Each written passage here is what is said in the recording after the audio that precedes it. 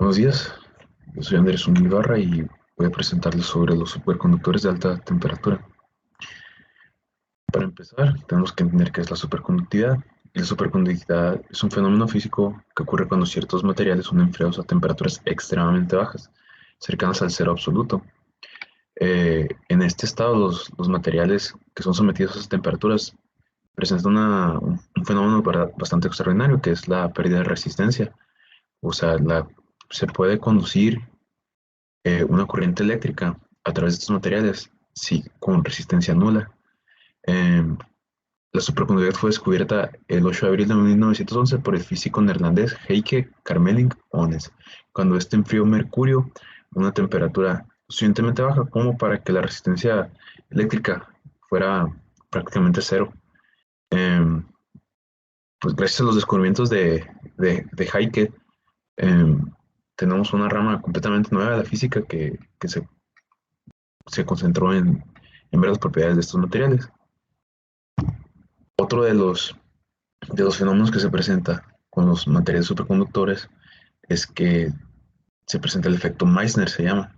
Este fenómeno consiste en la desaparición total del flujo del campo magnético en el interior de un material superconductor, eh, solo cuando éste llega a un punto de temperatura crítica, al igual como con la superconductividad tiene una temperatura crítica a la que pierde toda resistencia. Con el efecto Meissner, las líneas del campo magnético se expulsan del interior del material y por lo tanto puede levitar, pues porque el campo magnético emana del interior del, del material y repele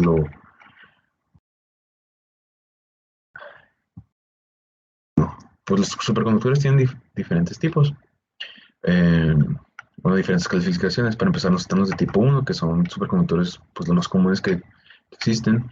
Se tiene una transición brusca, así es. Ahorita vamos a ver en la gráfica que se presenta en la diapositiva, pero cuando se enfrían a su temperatura crítica, estos entran en su estado de superconductividad así de manera brusca y también pasa con su campo magnético crítico que se llama.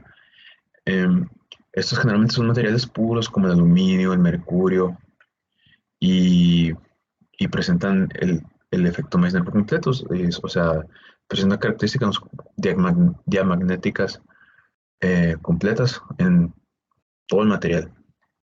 Luego están los superconductores de tipo 2. Este tipo de superconductores muestran es una transición gradual de superconductividad, y soportan campos magnéticos más altos que los superconductores de tipo 1.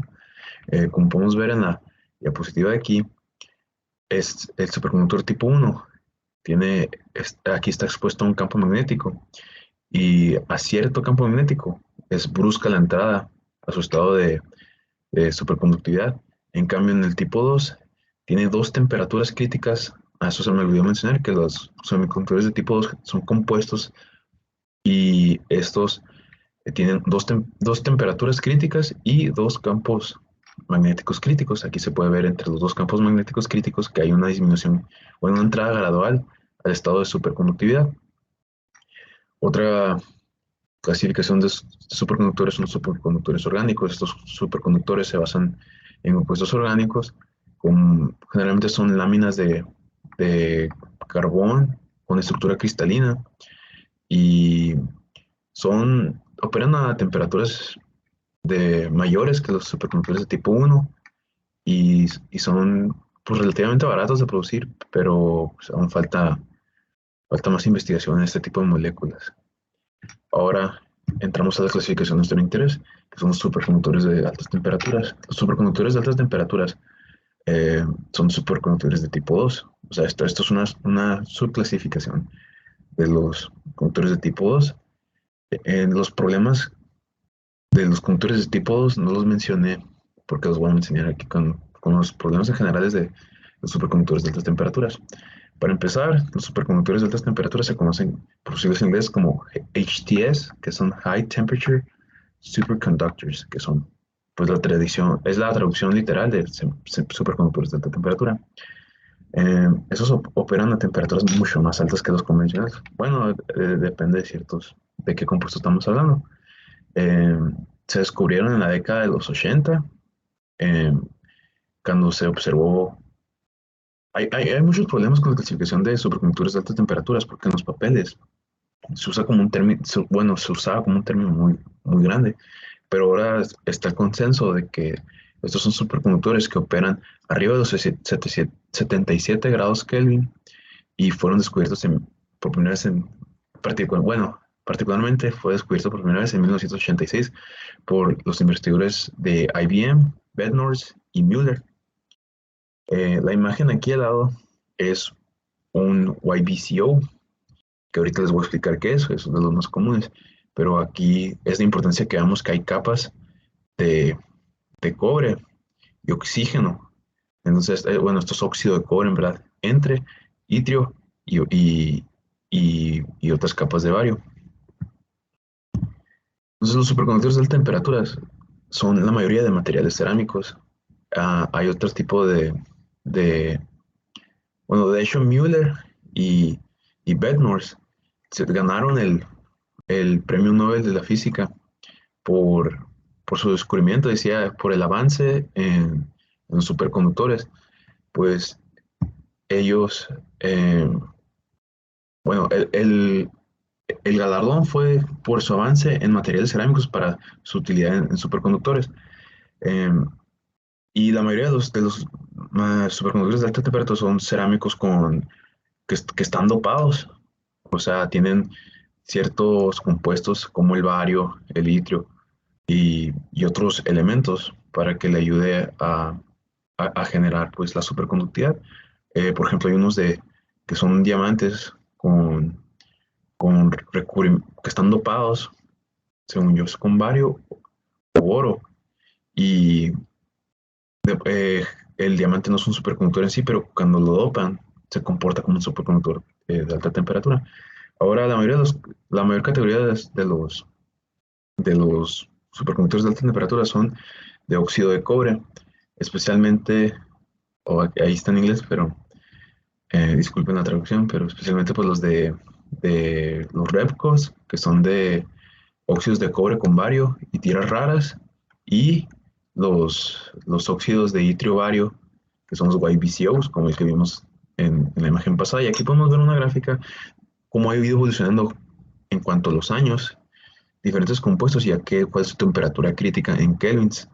Como podemos ver, Bednorz y Müller primero descubrieron este compuesto que, que se comportaba como un superconductor, pero todavía estaba debajo de los 40 grados Kelvin y después dieron un brinco hacia todas estos que son de óxido de cobre, todos esos compuestos, como podemos ver ahí en su fórmula química.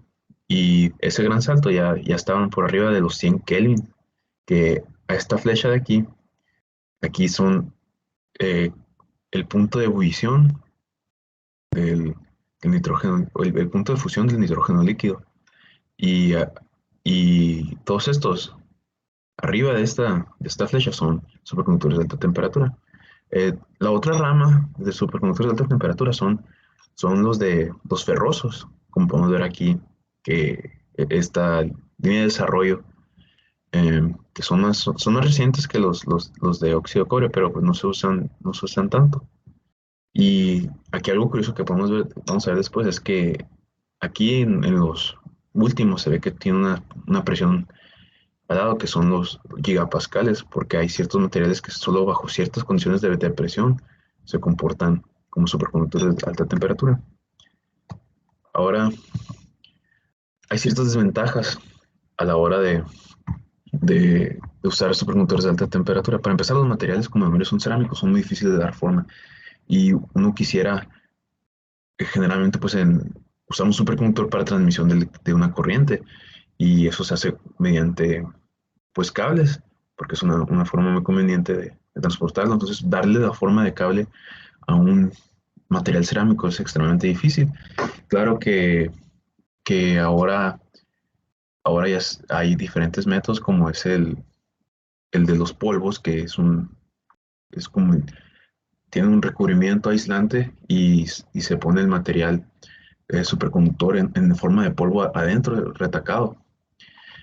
Eh, y luego no tiene una continuidad superconductiva, que es uno de las desventajas en general de los superconductores de tipo 2, como no son homogéneos.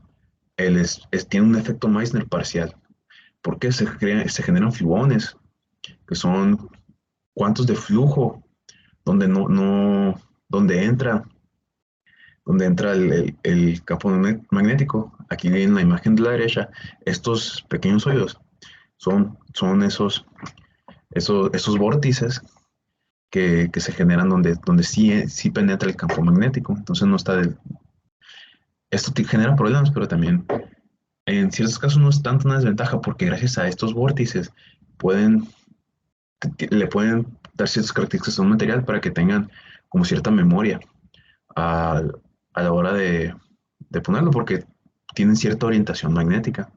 Y aparte, gracias a esos vórtices, se genera una mayor resistencia a campos magnéticos de mucha más potencia. Pero pues depende del uso, pues tiene sus desventajas y ventajas. Y luego otro de las desventajas es que generalmente, como vimos en la imagen de YBCO que les enseñé, eh, su producción es por capas.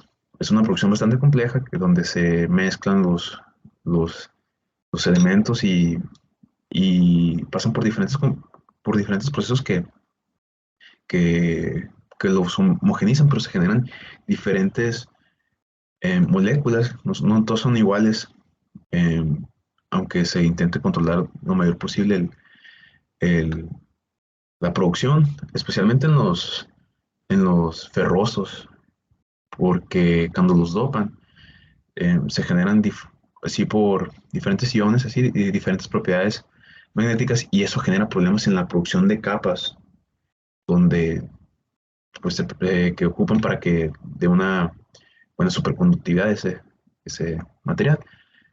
Y, pero, a pesar de tener algunas desventajas, tenemos un gran número de ventajas y la investigación en superconductores es de gran importancia por el avance tecnológico que presentan.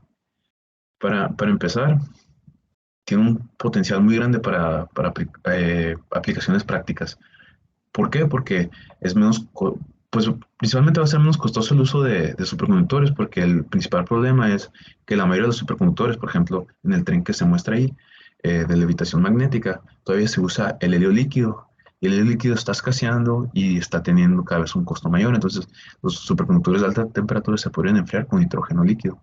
Sería una mejora en la red eléctrica, porque, disculpen ahí el error de ortografía, se me pasó, pero sería una mejora en la red eléctrica porque no habría pérdida a lo largo del cableado eléctrico, pues, o sea, se evitarían pérdidas en, en la red de distribución y en los generadores, pues porque en los generadores también hay pérdidas. Los imanes más potentes y eficientes son importantes, por ejemplo, para las resonancias magnéticas y, pues, obviamente para los trenes de levitación, porque los imanes con superconductores de alta temperatura están, son mucho más potentes que la mayoría de los materiales. Solo los imanes no superconductores de más alta gama les ganan. Pero el problema con los imanes de no superconductores es que generan mucho calor, porque son electroimanes y ocupan una energía bastante grande. Entonces, con los superconductores no se generaría ese problema y sería mucho más eficiente. Y en la computación cuántica nos ayudaría a tener procesadores que no pierdan tanta energía y no tengan problemas de, de performance por temperatura, porque no se sobrecalentarían y así. Tenemos entonces que es de gran importancia seguir desarrollando los superconductores de alta temperatura porque eh, nos ayudarían por ejemplo, en el medio de transporte, los trenes de levitación magnética son extremadamente rápidos y no, el impacto ecológico también sería mucho menor que el de quemar combustible para aviones, por ejemplo, y con un tiempo similar. Eh, en cambio, También ha habido varias controversias con los salones de alta temperatura. Últimamente se había descubierto en el 2020 un, un superconductor de alta temperatura que decían los investigadores que a 15 grados centígrados, pero a 267 gigapascales, presentaba superconductividad, pero ahora no hay un acceso a los datos, claro, entonces han puesto bajo, bajo, pues, review todos esos trabajos. Entonces, yo creo que sí se debería mantener más controlado eso, pues, porque sí va a ser un foco muy importante bueno, ya es un foco importante de inversión, de investigación en estos tiempos. Y pues esto sería todo por mi parte. Muchísimas gracias por su atención.